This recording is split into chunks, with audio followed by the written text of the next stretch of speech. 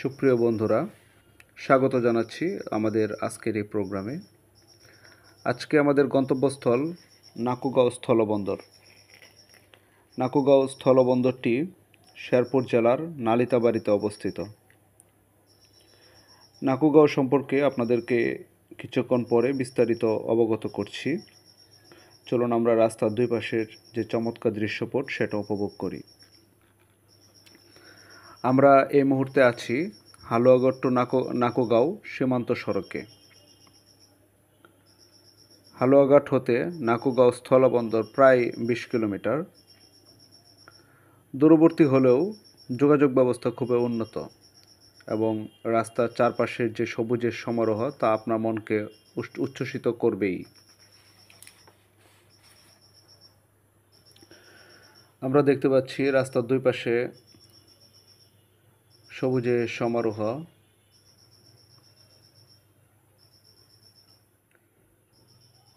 এই সীমান্ত সড়কের চারপাশেই, রাস্তার চারপাশেই প্রচুর গাছপালা, একেবারে সবুজ শ্যামল প্রকৃতি আপনারা দেখতে পাচ্ছেন। খুবই চমৎকার একটি সড়ক।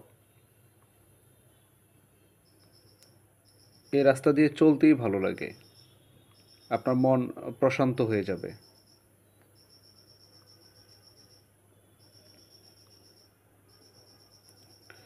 রাস্তার দুই পাশে খড়ের গাদা, বোঝা যাচ্ছে কৃষানীরা তাদের ধান শুকিয়েছেন রাস্তায়।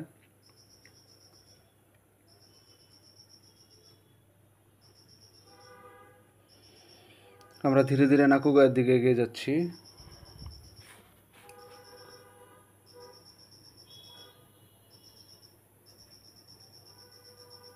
দেখতে পাচ্ছেন ধান শুকাতে দিয়েছেন কৃষক রাস্তার উপরে। আমরা ধীরে ধীরে নাকুগাঁওয়ের খুব কাছাকাছি চলে এসেছি।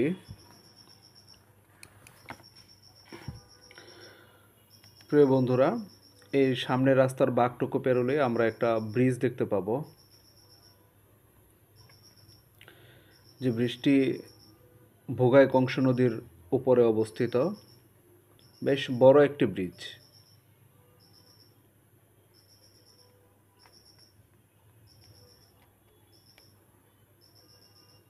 দেখতে পাচ্ছেন ভোগাই কংস নদী, নদীতে পানিও বেড়েছে। সাম্প্রতিক বৃষ্টিপাতের ফলে পাহাড়ি ঢল নেমে নদীতে পানির পরিমাণ বৃদ্ধি পেয়েছে। এই নদী থেকে প্রচুর বালু উৎপন্ন হয়, বালু পাওয়া যায়, যেটা বিভিন্ন কনস্ট্রাকশনের কাজে লাগে এবং খুবই মূল্যবান।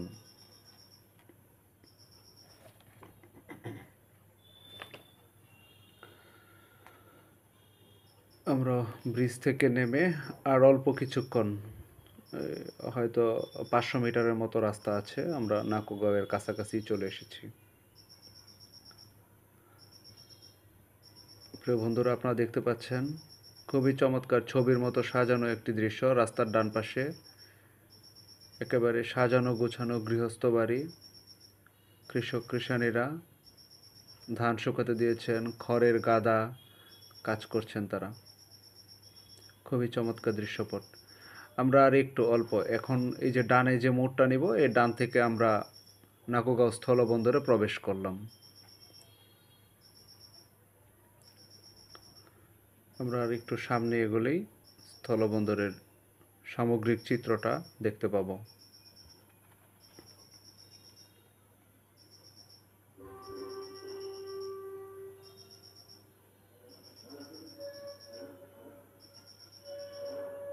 রাস্তার ওপর কিছু ট্রাক দাঁড়িয়ে আছে, ট্রাকগুলো মাল লোড আনলোড করবে হয়তো।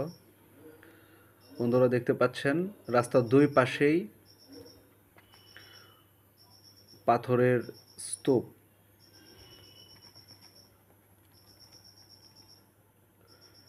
বড় বড় পাথর, ছবিতে কতটুকু বোঝা যাচ্ছে জানি না, বেশ বড় বড় পাথরের টুকরা স্তূপ আকারে রাখা হয়েছে।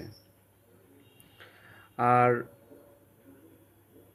যে ঘরগুলো আপনারা দেখতে পাচ্ছেন, ছোট ছোট ঘর এবং স্টোন ক্রাশার মেশিন, এগুলো হচ্ছে বিভিন্ন আমদানি রপ্তানিকারক যে প্রতিষ্ঠান তাদের অফিস ঘর এবং C&F এজেন্টদের অফিস ঘর।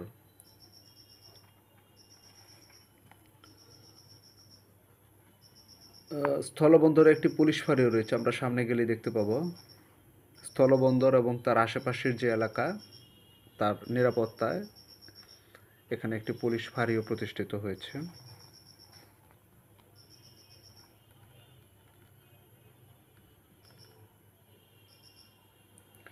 এখানে প্রচুর পাথর, প্রচুর।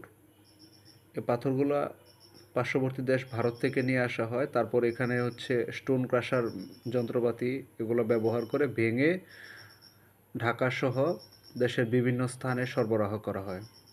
এগুলো নির্মাণের কাজে লাগে এবং প্রচুর দামি এই জিনিসগুলা, প্রচুর মূল্যবান।